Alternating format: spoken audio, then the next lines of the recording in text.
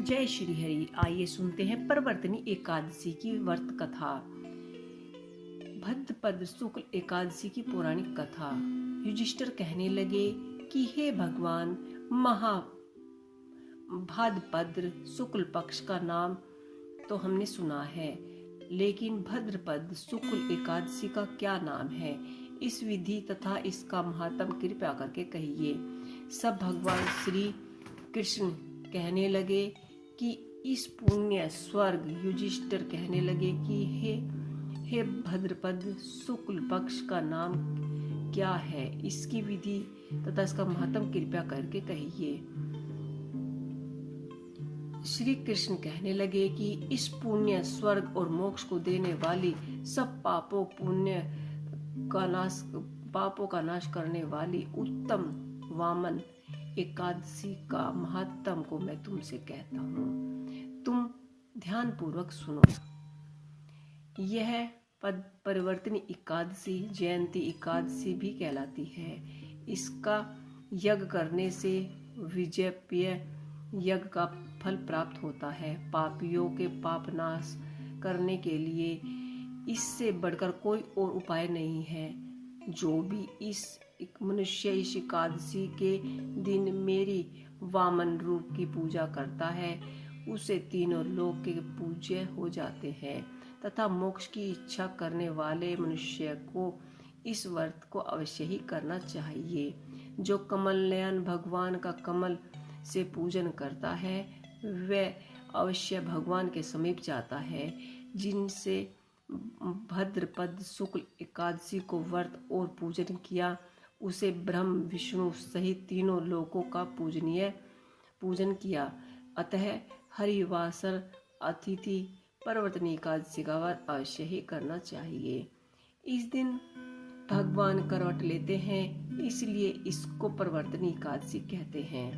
भगवान के वचन सुनकर युधिष्ठिर बोले कि भगवान, मुझे अंत संदेह हो रहा है कि आप किस प्रकार सोए और करवट लेते हैं तथा किस तरह से राजा बलि को बांध और वामन रूप रखकर क्या क्या लीलाएं की।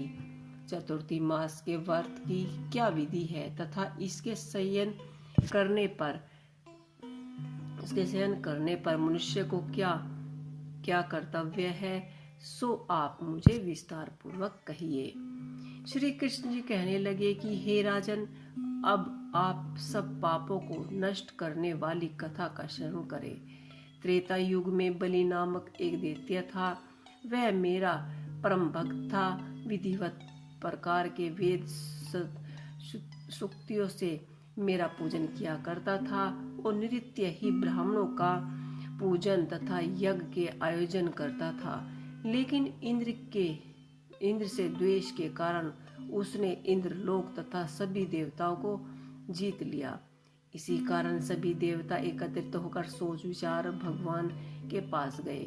बृहस्पति सहित इंद्रदित देवता प्रभु के निकट जाकर नतमस्तक होकर वेद मंत्रों द्वारा भगवान का पूजन और स्तुति करने लगे।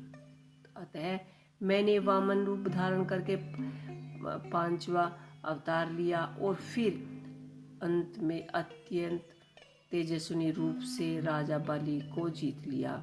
इतनी वार्ता सुनकर राजा युधिष्ठिर बोले कि हे जननदित, आपने वामन रूप धारण करके उस महाबली दैत्य को किस प्रकार जीता?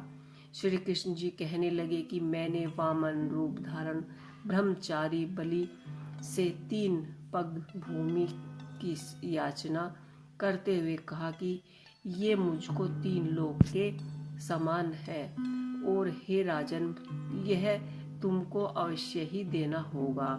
राजन बलि ने इस तुच्छ याचना समझकर 3 पग भूमि का संकल्प मुझको दे दिया और मैंने अपने त्रिविक्रम रूप को बढ़ाकर यहाँ तक कि भूलोक में पग, भवलोक से जांघा और स्वर्गलोक में कमर, लोक में पेट, जनलोक में हृदय, यमलोक में कंठ की स्थापना कर सत्य लोक में मुख उसके ऊपर मस्तक स्थापित किया।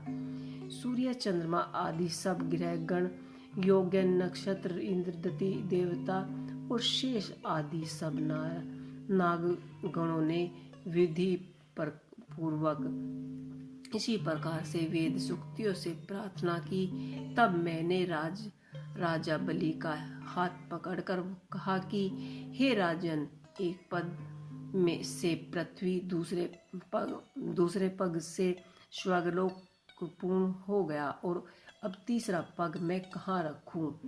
तब बलि ने अपना सिर झुका लिया और मैंने अपना पग उसके मस्तक पर रख दिया, जिससे मेरा वहां भक्त पाताल को चला गया।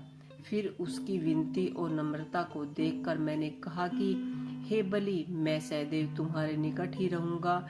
विचारोचना पुत्र बलि से कहने लगे कि भद्रपद शुक्ल विरोचन पुत्र बलि से कहने लगे कि भद्रपद शुक्ल प्रवर्तनी एकादशी के दिन बलि के आश्रम पर मेरी मूर्ति स्थापित की जाए।